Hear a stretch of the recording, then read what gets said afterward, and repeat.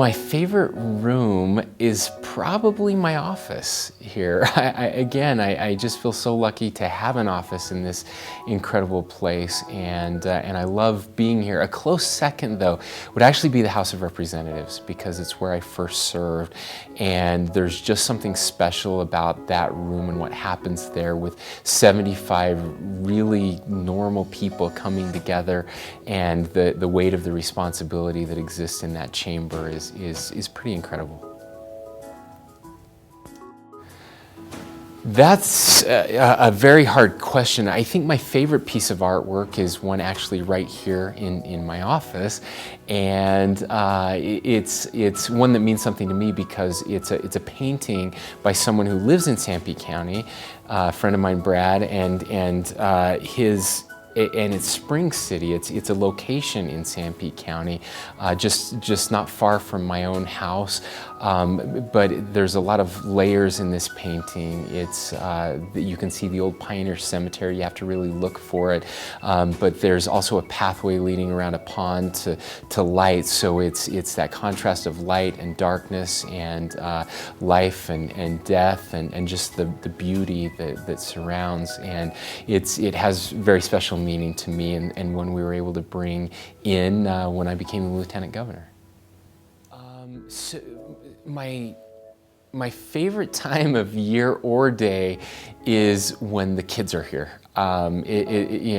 When those school groups come up here and they're really loud and it echoes through the rotunda, but there's just something magical about them seeing it for the first time and just learning about it and being able to talk to them about what happens here at the Capitol. I love their enthusiasm. I love their craziness. I love their loudness and the out of control. It really makes it feel like home.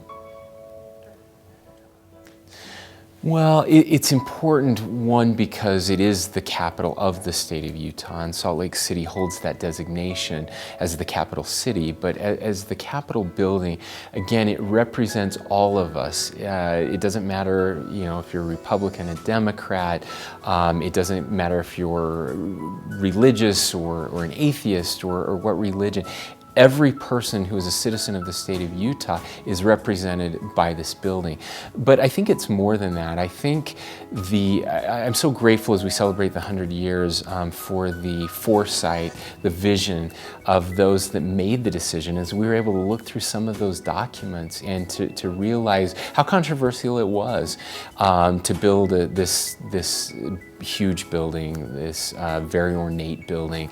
But they really weren't building it for them. They were building it for us. And as someone who now gets to travel the country and meet in capitals across the country, it's a place we can be proud of. People come from all over the world to see this building because they recognize how incredible it is, how beautiful it is, how amazing it is. We take that for granted, I think, at times, but as I visit others, I always come home grateful for what they were able to do, and for what some of our modern day pioneers have been able to do in keeping this building in such the incredible shape that it's in, for the taxpayer dollars that were spent to preserve it not long ago.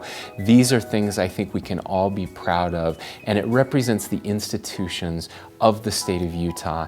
And no, yes, we make mistakes, and yes, we have problems, but the foundation is here, and I, for one, am very proud of that foundation.